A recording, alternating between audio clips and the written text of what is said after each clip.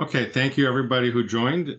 We have a number of people who have joined and some more that are joining, and we're going to go ahead and get started so we can get through the interesting and important content we have today. So thank you very much and welcome to Driving Resilience, Lessons from Formula One to Fuel Company Culture and Employee Well-Being. Just a technical note at the beginning here. If you have questions as we get into the discussion, you should jot them into the Q&A.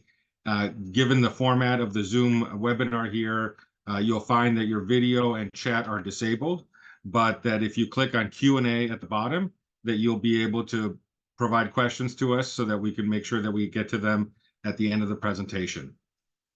Please feel free to drop them into the Q&A at any time. So with that out of the way, I just wanted to, again, thank everybody for joining us today. This is a topic that's of great interest. Recent years have demonstrated the importance of resilience.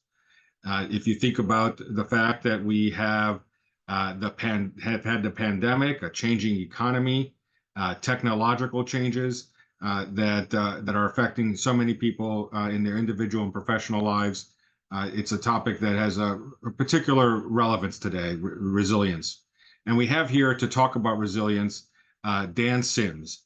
Dan is an expert in resilience. He's a coach to Formula One drivers. You can imagine the kind of intensity and pressure that Formula One drivers experience. He's going to give us some insights on how they handle it, and in particular, how you can build on lessons from that in order to build a culture of resilience and support your employees. Dan's been focused on providing innovative approaches and strategic thinking around resilience for both Formula One drivers and companies for some time. So we'll be looking forward to hearing those particular insights in just a short while here. But before we get to that, I wanted to address something you may be wondering. Why is an organization called Teammate hosting a webinar on organizational resilience? Well, let me start with telling you a little bit about me. My name is Demetrius. I'm a partner at Teammate. I'm the former chief executive of the Medicare program. That's one of many roles that I've had throughout my career in different parts of the U.S. healthcare system. And a common theme around that career has been supporting the health and well-being of people, often at scale for populations and large groups of people, like those that employers often have. And these experiences have taught me that innovation is a path to solving the hardest problems we have in healthcare. That in order for us to provide access, efficiency, and quality in healthcare, a tall order, that innovation is really important. And so as a result of that particular lesson, I've been focused on recently in my career on how we can bring innovation in the area of healthcare, and that has brought me to Teammate. What we do at Teammate is that we build companies that are solving big, pressing problems. We do that in cybersecurity, in fintech, and in healthcare. And we do that by assembling multidisciplinary teams that focus on the biggest problems in these spaces, ideate around how we can solve them in ways that harness emerging technology, the latest kinds of technology. And so when it comes to healthcare, we focus on areas like employee health and benefits, because in thinking about the biggest problems in healthcare, you've got to start with how most employees arrange for get healthcare in the U.S., and that's through their employers who arrange for and provide healthcare for a great majority of Americans. And employers do that not only because of the tax structure and the way that the competitive job market works, but also because the well-being of employees is foundational to an organization's success. We also think that this area is one that's ripe for technological innovation. And in doing that, resilience is one particular aspect that is important today for the reasons that I mentioned before. We've emerged from the economy, from the pandemic. We've got a changing economy and technology that's disrupting many things. And resilience is therefore a critical aspect for employees to deal with these changes. It directly impacts ROI and employee performance. And resilience allows employees to handle disruptions, adapt to change, and ultimately thrive in the face of adversity. So it's important, really quite obviously, for employees to be resilient, but how they achieve that is really different for every individual. Every employee shows up at work differently. They live their personal lives at home. They have different strengths and different personalities. And so it's clear to us at Teammate that people need different solutions for their wellness and health. They need something that's customized and tailored to them. but we generally have a one-size-fits-all system. Employers decide what benefits are offered, and employees have limited selections. We concluded that we think we could use technology to find a way to break through that limitation. So we worked with a couple of innovative founders to build a company called Fijoya. That's a company within our portfolio that focuses on enabling tailored benefits for employees. Fijoya's approach enhances benefits programs by providing access to an open platform of thousands of health and wellness benefits while eliminating vendor fatigue, providing a seamless experience, providing personalized health and wellness choices, and doing all of that so that each employee can chart their personalized path to resilience or any other health and wellness challenge. So with that context in mind, that resilience is a key part of employee well-being, that employee well-being requires personalized choices, that technology can change the way that we access those choices, and that ultimately harnessing technology to do that is going to improve the performance of employees and the performance of companies. I want to turn over the microphone to our guest for today, Dan Sims. Dan, over to you. Thank you, Demetrius. Thanks very much. And yeah, great to be here. I'm going to share my screen and we'll get started with the things that I want to present and the messages I want to put across to you. Resilience is absolutely vital in the Formula One world, and with 24, 25, even more and more races over the course of a calendar year, these individuals have to perform repeatedly despite setbacks, despite changing conditions and moving around the world, and even after bouts of COVID and things like that. So it's a topic that I think I know a little bit about, and I work now in corporate sectors as well, and have transferred some of that knowledge. So I worked with Romain Grosjean in 2016 to 2019. I worked with a couple of juniors, and I'm currently looking after Mick Schumacher and trying to help him get back into Formula One. And yeah, he's having to show some resilience at the moment as he waits and on the sidelines, and hopefully gets back soon. So that's a bit about my background. I was initially a strength and conditioning coach, now performance coach, and now do quite a bit on the kind of mental coaching and psychology as well. So we're going to look at resilience. I'm going to introduce kind of self-awareness. You've all heard of it. Like high-level self-awareness, I think, is a really key skill. What happens under stress and pressure? That's what we want to know. How do we work with that to be resilient? And how can we kind of be proactive looking forward as well? So a little bit of theory, and I'm not going to be too heavy on this, but psychological resilience, and this is what we're looking to, refers to the ability to use qualities to withstand stress and pressure. That's basically it. It usually fits into two scopes: proactive, as I mentioned, we'll come on to that, and reactive, things that you can do sometimes in the moment to bounce back from setbacks. And we're going to tackle both of those. I want to put you first in the Formula One seat. And what I'm going to try and convince you is that you're not that much different. You've got these individuals sitting behind this little smaller screen, but with multiple options, multiple buttons in front of them. There's lots to multitask. There's lots to consider. There's high pressure on them. The stakes are high. There's lots of communication. There's a hell of a lot going on, and they feel the stress. And this may be you, and there's a lot going on with the keys and the controls that you have in front of you as well. And it's a cognitive overload that creates this pressure, this stress that we need to be resilient to. And that's what happens in a cockpit of a Formula One car. Yes, there's physical overload as well. But there's a lot of cognitive work happening, and those that can adapt, those that can plug in the right settings, learn the right settings on their steering wheel the quickest, and adapt to the conditions, those are the ones that end up excelling. So it really is just as much a mental sport as it is a physical one.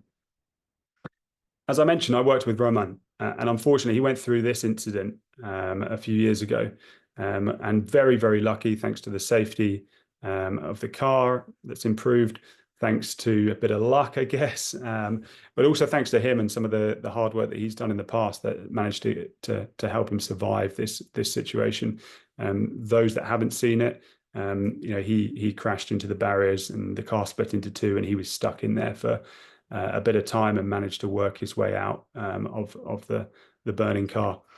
Now, he came back and actually stood on a podium only a few months later, and you can see the scars on his hand that are pretty raw. He went over to IndyCar and he picked up a third place in the race there. Now, his wife mentioned this comment that, thanks to who he is, his courage, his determination, I would say his passion as well. And I repeatedly asked him, how did you do it? How did you jump back in the car and race again? And he put it down to just this stubborn determination and passion. But he also came back to me afterwards and he said, thanks for all that hard training I've done. Thanks for the physical side that, helped keep him alive and get him out of the car. And not only physically was he able to get out, but we know the benefits of physical exercise on mental and brain performance. And I'm going to come on to that. But this is just, a little bit of an insight into the resilient nature of motorsport as well. And I don't expect, and I don't hope that anyone goes through, these situations. And it might be high stress, it might be burnout, it might be depressive type symptoms, it might be conflict. But all these things generate a high level of stress that we need to bounce back from. And that's where resilience comes into play. So we know performing under stress and pressure is one of the biggest challenge facing us today. And 60% of leaders feel used up at the end of the workday. And so strong indicator of burnout. There's almost half of the global workforce actually does feel burnt out.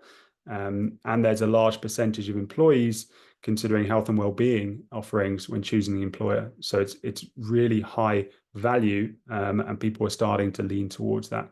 It's, employee well-being is the number 2 initiative executives say that would deliver the biggest return on investment. And we'll come on to that. We did a little internal study as well. We've worked with lots of different levels of individuals, and we've seen that through coaching, it's a learned skill that you can reduce stress, that you can reduce this overload on individuals, which can help with resilience, which can help with sustainable performance. So you can see all these individual factors that we managed to reduce from left to right, before and after. And this was based on our well-being surveys that we provide. And talking about return on investment, this was a large company that we worked with, and they found that there were 3 main areas that they could improve in terms of working capacity, and the smaller ones, but no less significant as well, is reduced days of sick leave and reduced hours of overtime. And this led to this return on investment from the company-wide wellbeing program. So, there is benefits to investing in this. And a final little kind of stat slide to give you, that it's really important to focus on yourself as well. Our behaviors have a trickle-down effect. What you are doing makes a big difference to the people around you just by working on yourself. Athletes are very good at this and they get labeled as selfish, but I think it's a good level of selfishness. They are able to, put themselves, their health and well-being first, to the benefit of, wider population, to their team, to their family, as hopefully they get bigger paychecks, but to the success of, the team that they're part of mainly. So, really think about that responsibility. Don't sacrifice your own well-being. I think that's one of the biggest pitfalls that we fall into, is that, we put other people first. We put other things first ahead of us, and then we don't realize that it has actually this quite big negative impact. So resilience, you don't need to read this. I can read this to you, but it's not being single-minded. It's not just focusing on, so much on one thing, on performance, and everything else is ignored. It's not just pushing hard. This might be old school mentalities. Definitely not compromising health and well-being. That's maybe in the short term, we can get away with that for a very short period of time, even though it will still affect performance. And it's not the suppression or absence of emotion. Absolutely not. That's what makes us human. And suppressing emotion is what makes psychopaths psychopaths. So we don't want to be into that category either. I worked with one of my first clients in the corporate world, and he is still a trader. He's working in New York. He's now working in Dallas, and he was sleeping on a sofa bed, and he wanted to keep his self feeling temporary, feeling like there was no extra expenses. He was living this very kind of minimalistic lifestyle because he felt he could trade freer and he could take more risks and he could push himself more. Ultimately, through a few months of persuasion, of education around how poor sleep affects things like intuition, creativity, reaction times, and essentially brain performance, we started to shift this. So we need to analyze our own mindset, and we need to see if there's any kind of little pitfalls that we're falling into. There's a framework to this. There's a mental fortitude training, and this is part of the resilience work that we do as well. And there's three areas that I'm going to introduce here is one, having a challenge mindset, two, creating this facilitative, supportive environment, and number three, looking at personal qualities. There's loads in this, and there's probably 12 months worth of coaching sessions, maybe in this slide alone. So I'm not going to spend loads of time on it. Feel free to take a screenshot, or we can talk more about specific elements afterwards. But there are individual components that we work through, talking about how personality, how psychological skills, how things like motivation, concentration, managing your thoughts, and your strengths, your priorities, your purpose, impact resilience. So it's very multifaceted, and we're going to touch on a couple of these things. First of all, managing thoughts and emotion, I thought it was one we could look at in 10 or 20 seconds, because I think it's quite interesting to just reflect yourself on where you sit on this, because if we want more enduring patterns of thinking, think about maybe some of the pitfalls we fall into some of the groups of negative thinking patterns we get. This is a very classic kind of group, is that we view failures or negative feedback as a reflection of our own shortcomings, and we view any mistakes as a failure. Quite a vulnerable position to be in, if as soon as we make a mistake, we feel like it's a personal attack, or that we have to be perfect all the time. It's just completely unrealistic. So that's one thing we need to analyze, and we need to kind of fact check. And you can do this with all the components here. The top left one is very, very common as well, is that as soon as one thing goes wrong, we kind of catastrophize it, blow it out of proportion, and think, it's going to affect everything else, and it's going to affect, the rest of our life. But or we take positive events and we twist them into negative ones. You can see this kind of cynical pattern we start falling into, especially when we're overloaded with stress. That's no good for performance. It's no good for creating this facilitative environment either. And I think this is a really, really key one that you should think about with the groups that you're in. How do you create this facilitative environment? Ayrton Senna, one of the greatest motorsport Formula One drivers of all time, said, if you no longer go for a gap, you're no longer a racing car driver. And we need to support that risk-taking, that decision-making. If mistakes happen, we need to support that in order so people can not play it safe, and that they feel that they can, be creative, take risks, look at innovative solutions to things, and create ideas. And only high supportive, high facilitative environments would do this. Lastly, in that group, there is this challenge mindset. And again, this is more a reflective thing for you, is how often do we fall into that trap of I can't deal with this right now, this won't work, just pushing it away and saying no. What about where the opportunities are? And there's opportunities in absolutely everything. Seeing things as a challenge, not as a threat, is essentially what this comes down to. So just take a moment now, and I know, Demetrius, you shared a little story with me about practically what we can do to create kind of facilitative environments. I don't know if you want to share that one. I quite liked it. I can jog your memory if you Yeah, of course. So during the pandemic, which I had mentioned before, I was the chief executive of the Medicare program. And just like any other workplace, it was just a very intense time for everyone in the healthcare industry. And we were tasked with really rewiring all of how the Medicare program works, which is largely driven by paper. You can imagine it being a government program. And so we had to make a lot of changes very quickly, really engage with partners on the outside, and really listen to a lot of feedback, but change the way we were operating. And the employees, the team that really does this kind of deep, policy work and changing process is even though Medicare is a large organization, it's pretty small.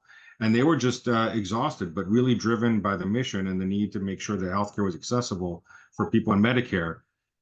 The end result was that we decided we're going to get rid of video calls and just do audio only. So people didn't even have to necessarily worry about making themselves presentable.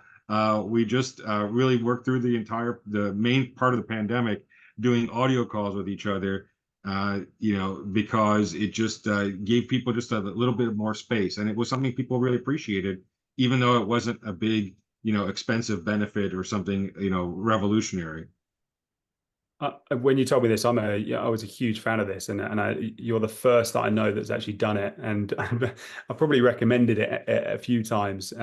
But actually, it gives people, like you said, that space, that freedom, to be able to kind of be themselves in their environment and still get their work done. And if they have to eat at the desk or whatever it is, you're just giving them that freedom, that slight bit of extra autonomy, and I think that's incredible in creating that facilitating environment. And yeah, I mean, I'd advocate for more of that for sure. From our point of view, as a coach working with any individual, but this is a process that we use, a practical process that we use to help create this facilitative environment for performance. We have a performance decompression process. So whenever something happens after a race, it could be good, it could be bad, it could be anything, it could be in the middle. But we allow this 4-step process, and one is this hot debrief. They've come out of a high adrenaline situation. They need to vent. They need to say what they want. They need to throw some gloves around. That's fine. They're human beings, and they might have feel like they were in a life and death, high stress environment, and now they need a bit of release, and they need to be allowed to do that in a safe space. Then you have this time zero. So, trying to get a bit of time in between where they can return back to normal, connect with friends, family, hobbies, do a bit of exercise, whatever it is, to help them to actually start to kind of find that even keel again. Process the emotions. We can do that when they've stepped out of that.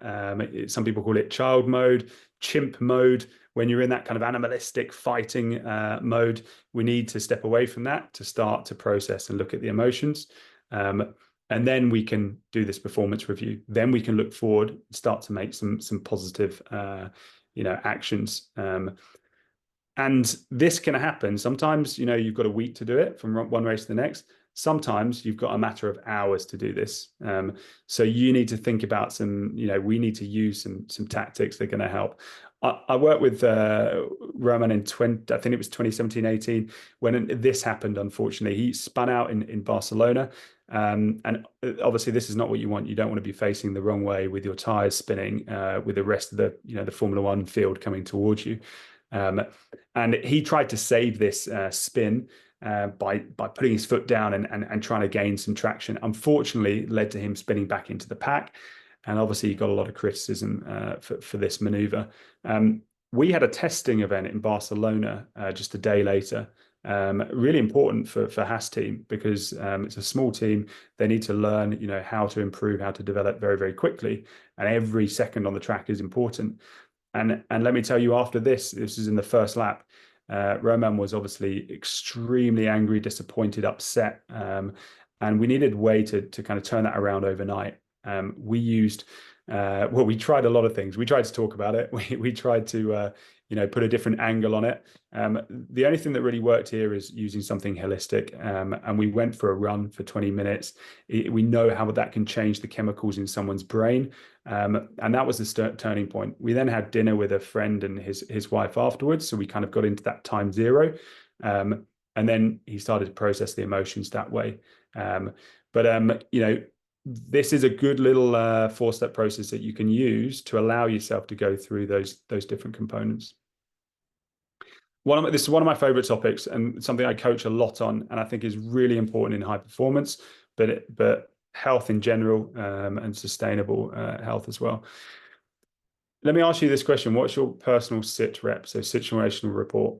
Where are you at right now? How are you feeling? You can put it in the chat. You can just try and, assess yourself. How overloaded are you? Are you in, a good space performance wise? Are you completely overloaded? Are you feeling like you're burnt out?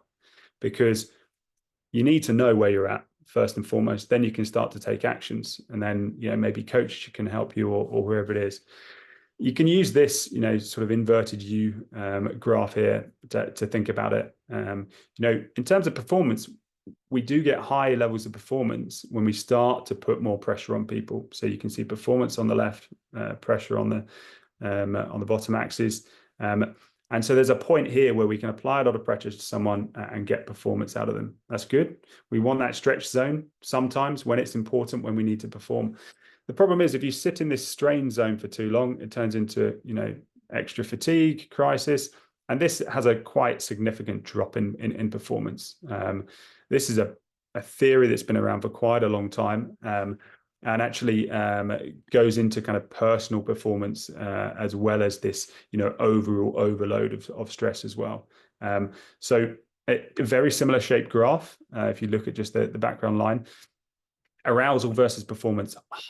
High arousal, by the way, really high arousal is actually quite good for simple tasks. And they did not a very pleasant experiment where they, gradually increased the electric current that they electrocuted mice with. Essentially, the higher electrocution rate is the quicker they reacted. Very simple task, as you would expect. But the problem is, if you keep applying that extra pressure, extra stress, it actually increases error rate on more complicated tasks. So tasks that you're doing every day, tasks that Formula One drivers have to do, it's pretty off the start line. They might want to be very, very aroused to try and get a quick reaction time. They then have to control their nervous system by the first corner to absorb all the cars that are going on, to decide where to go, what to do, what setting to have it in, whether to brake, whether to hold back, whether to move this way, that way, whatever it is, or go for a gap. So you can't just be, highly aroused in that moment. Otherwise, you'll make an error. You need to balance everything. And to get into these kind of high performance states, which is what we're looking for as coaches all the time, to be creative, to, be in this moment where perceived effort is a lot lower. We have high confidence, high emotion, and we feel like we can achieve in these kind of light bulb moments that people get of high genius states. So it's important to balance this stress and this arousal, and think about your maybe personality traits or how you feel. Are you, a lot of the times you feel over focused on too many things, you're over anxious, slightly over stressed, and maybe you're just on this right hand side, on this downward curve. Now, to me, that's an indication that we need to find a way of boosting recovery or calming that person down. There might be practical things that you can do that help them out with different bits of work or whatever, but there are also internal things that person can do, making sure the basics of well-being are kept up in terms of adequate sleep, exercise, good nutrition. Those things, obviously, and we'll talk about them a little bit. But things like breathing exercises are actually really, really good for it. Very, very simple. It's basically the only thing that drivers can do within the car as well, is by doing long exhale breathing, especially nasal breathing. So in for 3 or 4 seconds and out for 8 seconds, you can actually essentially start to affect your nervous system, and you can start to affect it in a positive way in terms of changing it from this fight and flight sympathetic state more into a recovery parasympathetic state. And that's maybe what we want here. We want that calming effect. Equally, there will be some people on the left who are bored and understimulated, and you might use, exercise or caffeine, or you might use other, you can actually use breathing for this as well, as short, sharp breathing, hyperventilation, to try and get more into a middle state. But it's important to know where you are and where you're at in order to manipulate that for peak performance, but also so that you're not just sitting in that strain and overload slot all the time. Now, this is related to stress and pressure, as I mentioned a lot, and we don't want excess stress to build up. It used to be maybe there was a bit of a badge of honor that, we're taking on loads and loads of tasks and we're stressed and this is how we feel. And we'll go, out after work and have a few drinks to deal with it, and we're not sleeping very well. But it leads to, all these things in terms of affecting performance, affecting health, increasing sickness, and ultimately none of this helps performance. So I think we need to, again, just reassess this level of stress that we're under, and there are ways that we can measure it. This is one that we use with athletes, but we use it a lot in our corporate programs.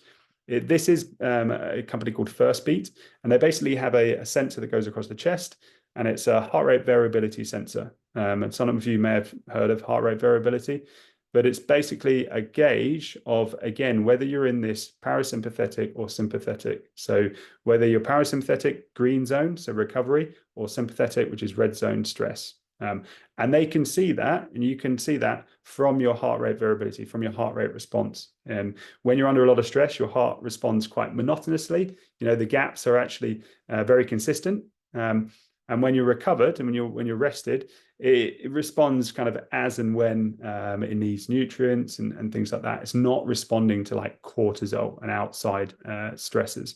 So through algorithms, you can see and you can plug it in, and you can start to see, two types of individuals here. Those that have this stress that builds up either because they're working late, not sleeping very much, or because they're so overloaded with work that actually they're finding it hard to shut off at night. And I'm sure you've all been there.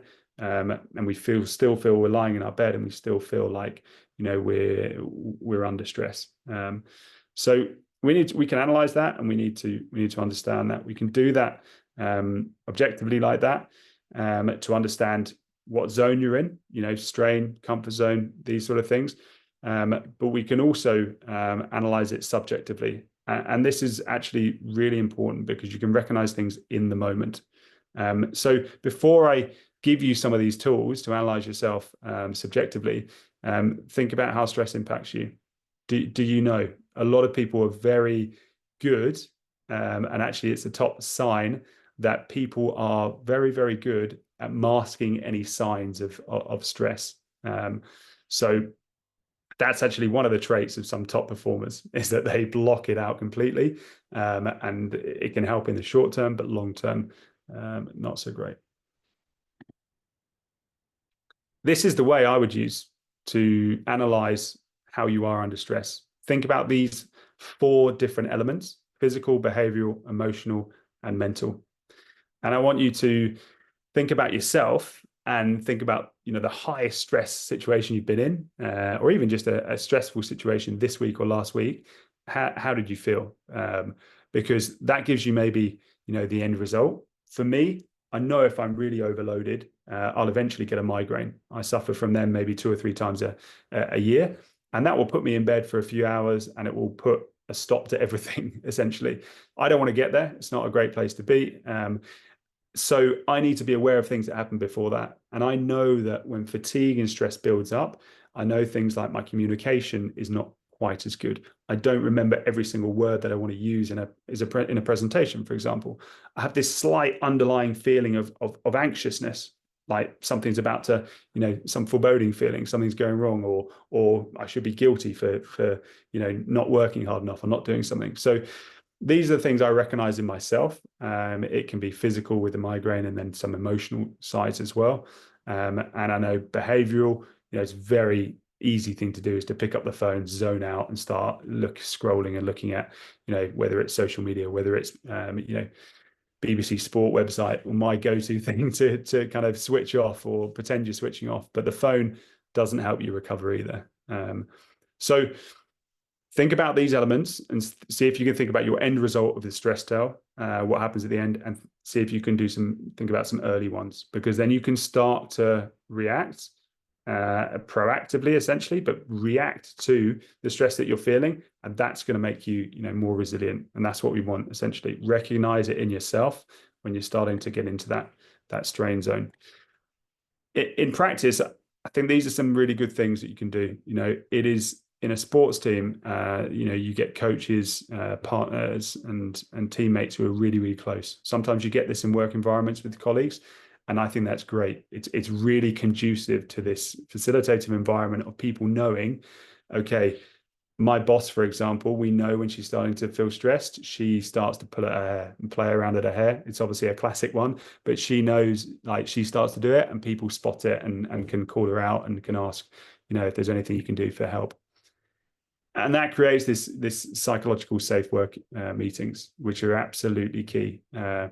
Nobody should feel like they can't express themselves. I think, for performance, for mental performance, that's really, really important.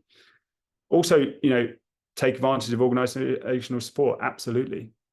Use the support systems, use well-being days, use leave and breaks at the right time. And I'm going to come on to that. Use any sort of mental health support that's out there. It's so good that it's widely available. These things have such a big part to play in performance as well as resilience. Holistic awareness, as I mentioned, there's quick fixes that you can do. Breath work, exercise, getting in nature is really regenerative. Even looking at pictures of nature actually has a positive impact on our nervous system. So that can, you can create environments at the workplace where there's plants, where there's pictures of nature, which are more conducive to stress management. And then social engagements, with the right people talking about stuff away from work is also very, very good. Just to highlight this, this was a very, very recent study that came out that I only just presented on last week internally to our company, and I've just taken a quick screenshot. But the role that physical activity plays in depression is really well understood now in terms of the mechanisms, how it can improve and reduce things like inflammation. It can improve dopamine transmission. And it can help with this reward processing that we get. And we know that when people start to fall into kind of depressive type symptoms, they don't feel the joy from doing a task, doing normal daily activities. That gets reduced. And as such, people don't look at putting in effort to achieve that reward. They choose essentially the path of least resistance because they don't have the mental capacity anymore because there's no reward. So this is big system here can be improved through physical activity. Those that exercise, actually, physically, they are more resilient to making efforts for a reward, for the exercise reward. But actually, as a knock-on effect, cognitively, they are more likely to put in big work, higher efforts in order to retain a reward. So it has a knock-on effect there as well. So I think it's really important to understand this pathway of other holistic things that play a big part in resilience. The last thing I'm going to mention is this proactive resilience. And it's something, again, that's done in sport relatively well and maybe a bit more in business nowadays, but slightly less so. It's firstly, analyze your own well-being, holistic well-being. Like, all the components play a big part. There's no good being really, really fit if we're not sleeping enough, or eating perfectly if we're not moving and we're sitting at our desk all day. We need to get a balance. It doesn't have to be elite, and this circle doesn't need to be really, really big, but there are certain 8,000, 10,000 steps a day highly linked to increased creativity and to reducing a lot of general health issues as well. And understand yourself as an individual. This is really important. And Demetrius mentioned this in the beginning, is that we need to find approaches that tailor to individuals. It is great nowadays in some places that we've just had we've got an 8-month baby boy, and very lucky that my wife was able to have 6 months of leave, paid leave off work to look after the baby. We live in Switzerland. In the UK, where I'm from, it's not like that at all. So, it's very, very lucky, and she's very supported with that at work. But those individual solutions, I think, they're really powerful. Just to back up this holistic approach, is that there was a huge meta-analysis study done on brain health, and cognitive activity and well-being factors were key in protecting brain health. So we're talking about psychological resilience. We're talking about how healthy the brain is. And this, looks like a complex graph and looks like, when you get to the age of 50, 55, that it's a decline in performance. It's not the case. And all these protective factors can really flatline or improve your status wherever you are. So you've got protective factors in the green zone at the bottom and risky factors to brain health at the top. Obviously, you can see like a trauma, cerebral microbleed is detrimental. But the next one down, sleep disturbances, depression, those are two things that we've mentioned. And sleep, has such a big factor on brain health. So these are things that we should be supporting in any program that we do. And then at the bottom, healthy diets, physical exercise, cognitive activity is basically being able to use your brain in a creative way, like learning a musical instrument for the first time, or learning a language, or learning a new skill, learning to play golf, something like that, where there's usually a physical and mental component. Cognitive activity isn't doing the same thing over and over again and fatiguing our brain, which sometimes we find ourselves doing with some work tasks. We end up doing a lot of the same things with, email responses or whatever it is. So keeping that creativity up. The last thing is finding a way to balance stress and recovery. And it's in sport, it's called periodization. And it's been around for quite a while. And it's this art of, you can see this busy schedule on the right, managing essentially the energy, the stress, the efforts of these individuals so that they can peak at all these moments. And you can see the daily schedule on the left, and I'll come down to that in a second. But essentially ask yourself these questions. Do you have a plan to optimize your stress and personal performance? Are you arriving at high pressure periods in the best possible condition? That's what we want for athletes. That's what you want for you. And are you taking sufficient rest after these periods of high load? Are you choosing to use those days of leave, those well-being days, at the right time? When you're aware that you're very, very overloaded, that will be a very smart time to take it. So from a day-to-day scheduling point of view, this was our job as performance coaches, is that we go through the timing of a schedule like this, and we try and protect these bits around key performance moments. We'd look at daytime recovery opportunities, when to have nutrition, when to exercise, what's going to be energy sapping, what can we reduce or block together, and really try and create a day that is optimized towards peak performance. That way, it's being proactively resilient. You're not starting to throw loads of media commitment to the driver just before they jump in for qualifying. Essentially, you can see between FP3 and qualifying, there's nothing there. There's no autograph sessions, there's no meetings, there's no print media. It's purely performance related there. I'm going to leave you on this question and then open it up to discussion. But what can you work on now to help with your resilience? Because I think anything you can do, small things, and start to put them into action right now, can start to have that knock-on effect. So thanks a lot for joining, and happy to answer any questions. Thank you, Dan. It's really interesting to see how resilience is something that's really personal, and how really there's kind of a science to this.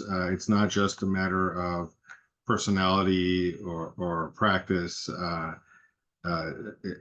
tendencies, but that someone can actually train themselves and train a whole group of people to be more resilient. So just the question, in terms of the questions we have, love to hear, especially given the audience here. One question is whether or not there's a connection between resilience and access to health and wellness benefits, and how those two are related.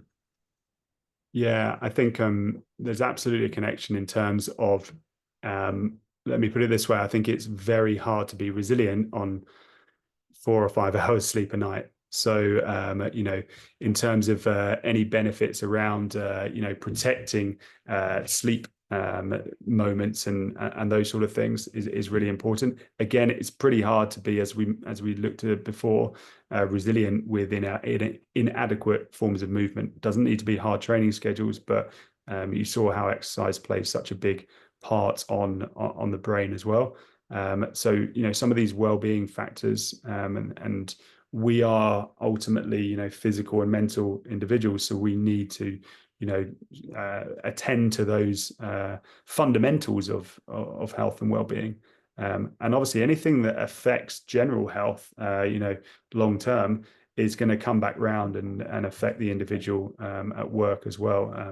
And if they're suffering, anyone who's suffered from illnesses or injuries or things like that, how much it affects how we feel about our own performance. And athletes are quite in a vulnerable state when they're injured, and it can affect how they feel about their life in general.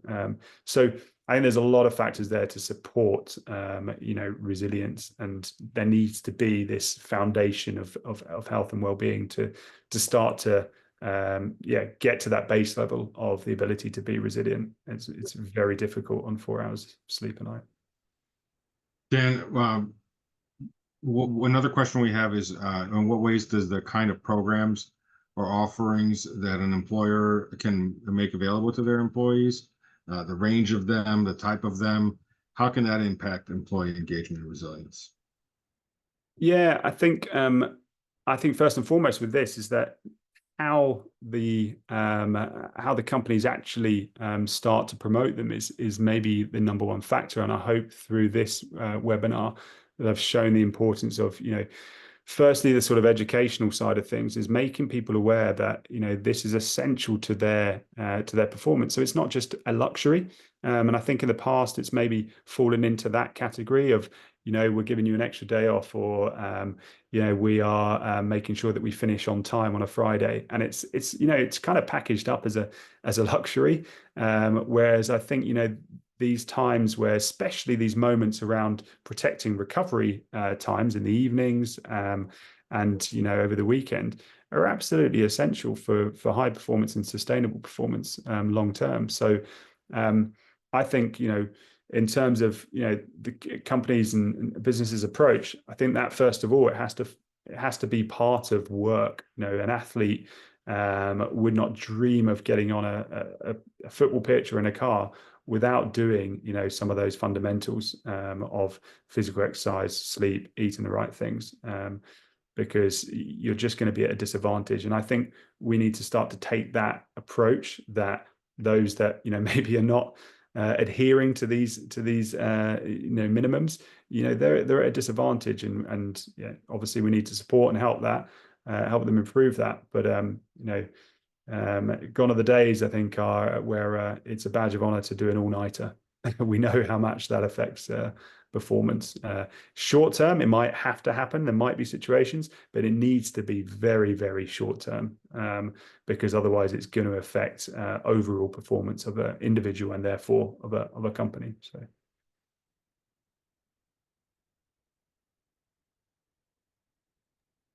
Dan, where have you seen organizations stumble in trying to improve resilience? Yeah, that's a good question. I think it's probably similar to what I just said there about it being a luxury, and then promoting it as a luxury. I think it needs to be a normal approach to your day at work involves these factors. I think, as you mentioned as well, like a one size fits all is not the way to go, because some people are very good at fitting in their exercise in the morning or different times of the day. And if there's benefits to joining a gym and going over lunchtime, they may feel like they're getting nothing from it, and it's not for them, and they may need some other different approach.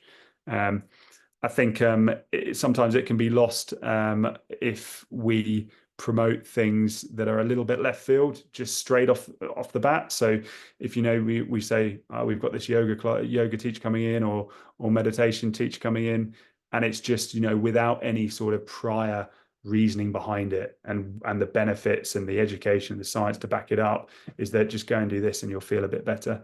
That's great. If you feel a bit better, that's good. It's for you. Keep going. But actually, there's a lot more benefits to that, and we could and should also measure that in employees in terms of, does it have the same impact by wearing a heart rate variability sensor, doing this meditative exercise to everyone? Because it will work with some people, but it won't work with everyone. and it needs to be a personalized approach. What about the role of leadership in the company? CEOs, C-suite, other leaders in the organization. How much of a impact do they have on an organization's resilience? Massive, and like one of those early slides that I probably breezed over a bit too quickly, is that those behaviors of especially of leaders have a trickle down effect, and those behaviors are copied, those behaviors are accepted, and the culture that they set makes a big difference. Sometimes we've been working with companies where we are trying to impact change, and we're, even though we've been put in place from the top, we're almost working against the top as well in terms of some of the demands that they're putting on the employees lower down. So I think we do need to understand the limits of human performance, what people are capable and expected of doing, and what's going to be detrimental. And if we're expecting people to work, wake up and work from 8 a.m. to 1 or 2 o'clock in the morning, that is not conducive to high performance or long-term sustainable performance. So I think there's a cultural thing there for sure that they are responsible for. The Formula One drivers you work with, did they work from 8 a.m. to 1 a.m.? No. They were very, very good sleepers. Roman actually was quite interesting because he had 3 kids, and now having my first child, very now even more appreciative of how he was able to perform. But he would wake up early in the morning, take them to school, come back, go for 30 minutes sleep, go online, speak to the engineers for an hour, sleep for another 20 minutes, and then go and eat something and sleep for another 20 minutes. And I would see him in the gym at 2 o'clock in the afternoon, and I would ask him, "So how was your day?" He goes, "I've been back to bed 3 times." And I was like, what? He was like, "Yeah, but I've also done these other 3 or 4 pretty high engaging things." So his ability to switch on, switch off was absolutely amazing. And that is, one of my definitions of high performance is that ability to really high focus with your engineers on the laptop, then go recover, and then high focus, then go recover, and then be in the gym and do the physical stuff we need to do. What about trends? Are there trends that you think you're seeing in terms of resilience? Yeah, I wrote down a couple that I was looking at. I mean, it's really good nowadays that coaching, therapy, psychology is much more widely accepted and all under the umbrella of mental health. And it's we're starting to accept the impact that it has on performance, stress management, long-term health.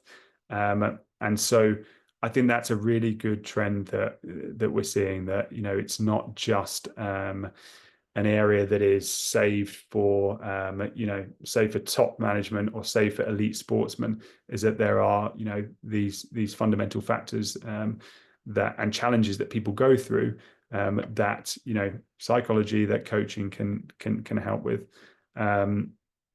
So yeah, that's kind of one area. I still think there's a trend of leaning towards sort of more is better, in terms of just giving loads and loads of different solutions. I think it does need to be personalized, and really intrigued with the approach that you've been talking about, in terms of finding a way that connects with the individual. We use we talk about, you can see this little circle, but the inside of that circle, the holistic well-being, is the core. And I briefly mentioned someone's identity, their purpose, and their control.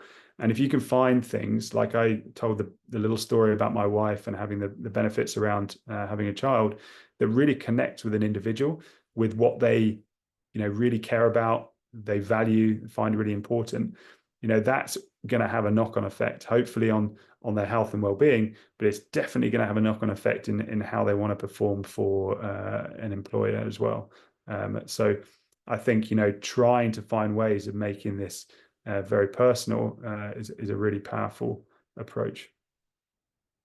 And Dan, does that require an extreme situation like Formula One, or a pandemic or a war, in the Ukraine, or is it more of an everyday thing? I think it's really an everyday thing, and obviously there are situations where it becomes incredibly tough to get the basics of well-being and health, and pandemics and wars are obviously areas where and times where that's incredibly challenging. And I think you see when soldiers and individuals come back from war zones is that those sorts of decompression periods are really prioritized, because they are on this extreme end of stress and having to try and find a way of being resilient, and they need a lot of recovery after that. But that's the extreme end. We will go through minor bouts of stress every single day, and it's about the ability to kind of balance that out, and having well-being programs and support systems to balance that out. Ultimately, we're after really high innovative creative performance. That's what's going to drive change in the future, and we only get that from a rested, recovered brain. We don't get that from a fatigued, tired out brain. So this is very much your permission to to prioritize your recovery, and that's how you get to those peak performances.